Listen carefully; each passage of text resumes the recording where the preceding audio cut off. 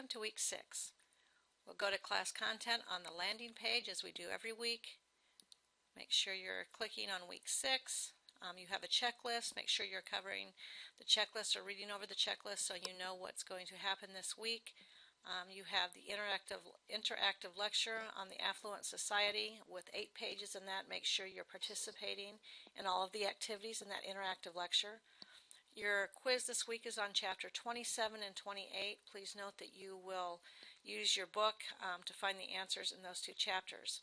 I do want to make a note about what I've said from the very beginning. This past week I got several emails and I even got a few phone calls about chapter 24 quiz. I did not assign chapter 24 quiz.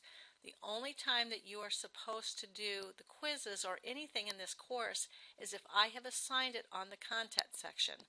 A lot of you are going up to this tab at the top and go to class, and you're going to the quizzes or the testing area of this course, and you're seeing quizzes in there that even might have dates on it.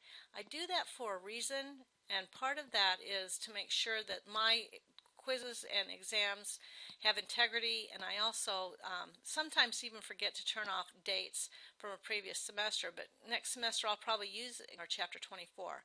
So again, I'm going to give you this caution, and I'm going to give you the advice to only do what I assign on the content page. If I make a mistake and don't put that on the content page, then that's my fault and you won't be held accountable.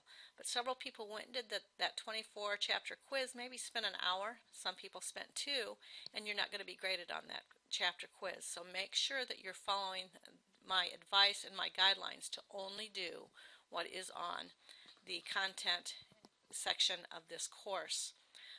You will have a discussion question, which you should use your interactive lecture and the 2 videos posted on the discussion question.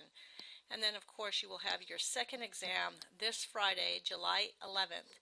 It'll open at 12:01 a.m. and close at 11:59 p.m.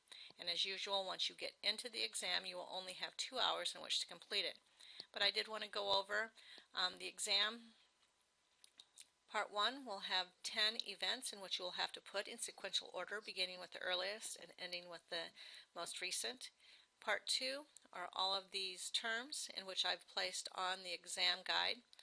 And make sure you know all of the definitions. Again, on the exam, I will put the definitions and you will have to supply the term. Part 4 is your prepared essay.